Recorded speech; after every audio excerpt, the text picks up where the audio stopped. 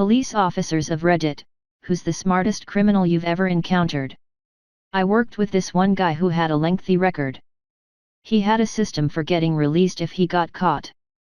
After committing a crime, if the police were in pursuit and he knew he was about to be cornered, he would act insane.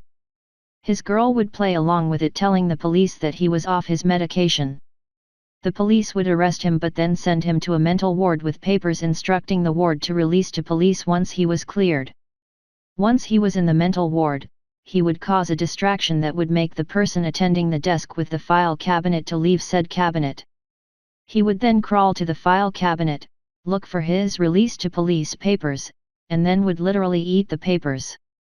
When the psych evaluators decided that he was stable enough to be released, there would be no instructions to send him to the police, and he would be released to the general public. He did this about 10 times until police officers noticed him back on the streets. This stunt forced the state to change their procedure for detaining mentally unstable suspects. What state was this? Also, instead of eating it, why didn't he just flush it down the toilet? I'm not sure. I didn't feel like it was my place to question a convicted felon on his paper disposal tactics. A guy I went to high school had been stealing from Walmart in a pretty clever way. He would grab video games, MP3 players, beer etc., and throw them away in a trash can in the garden section. The workers never checked the trash contents and he would just wait, sometimes 5 hours, until they emptied the trash in the back dumpster and hop in to get his items. Once he took a cardboard box from a display inside, filled it with video games, a PS3, and extra controllers. He grabbed some tape and pens and drew all over the box and taped it up to make it look used and tossed it. An hour later he had a whole new PS3 and stack of games. He ever get caught? I don't believe so. I heard about one person that pulled a shoplifting scam on a large, popular, and well-known US retail store. They walked in with some cheap nylon product to get one of those "I walked in with this" stickers they used to put on returning merchandise. The sticker easily peeled off the product undamaged. They walked to the electronics department, grabbed an expensive box off the shelf and went to customer service. They placed the sticker on the big box and asked if they could return the item without a receipt. Unfortunately, no.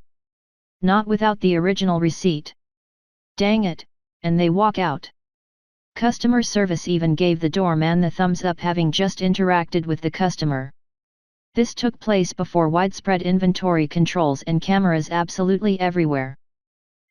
This was in the late 90s, early 00s. A guy in my dorm came to school solely to deal drugs.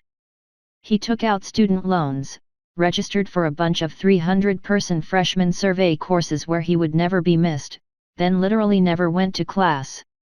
All he did was go to raves and concerts and keggers and sell party drugs. After the first semester, he was suspended. He wrote the usual "I was young and dumb and in over my head" sob story, and got put on probation for a semester. So he had a repeat of the fall. At the end of the year, he was kicked out, and didn't care. He made something on the order of $150,000, in return for about $8,000 in student loans to cover a year of housing and tuition. So far as I know, he was never caught. It may have been a short-sighted maneuver in the long run, but in the short run it seemed fairly genius to effectively use federal loans to start your drug business. Working in a home improvement store when younger.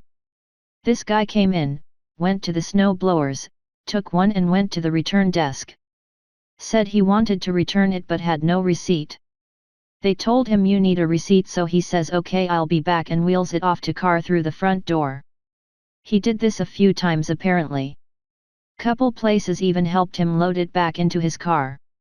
Had a guy try that with the big expensive bedding sets at Sears back 20 years ago. He came up the escalator empty-handed, walked into the first aisle, and came out carrying the set. He said he wanted to return it.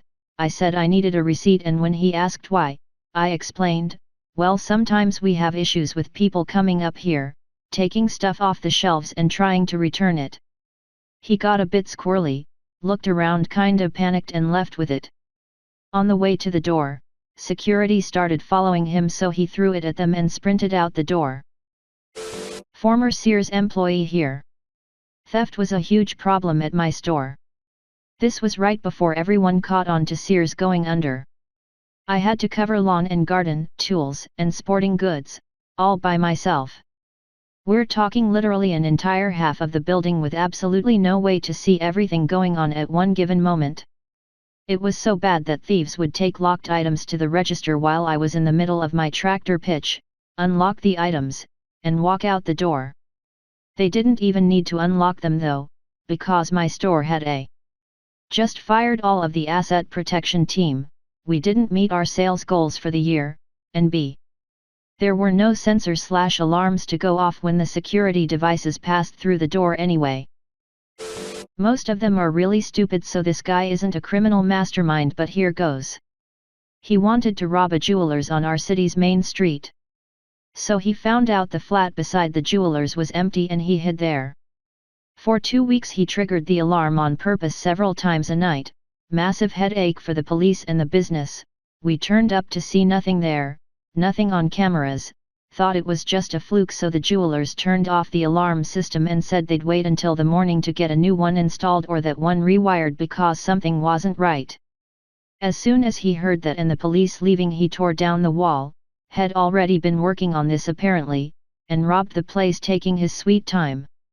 Escaped without anyone noticing anything for hours, until the jewelers came back in the morning. Then he tried to resell something he stole which had a serial number on it and got caught. So not that smart after all. Good effort though. Guy I went to high school with kept selling this gold necklace under a fake ID to jewelry stores. When he had cash in his hand from the sale, he'd flash a real-looking airsoft gun and demand the necklace back. Worked about twice until the third guy knew what the deal was if someone tried selling this one particular necklace.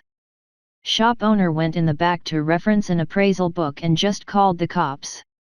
Funny part was he got like a year for the robberies, but using the fake gun added 5 years to the sentence.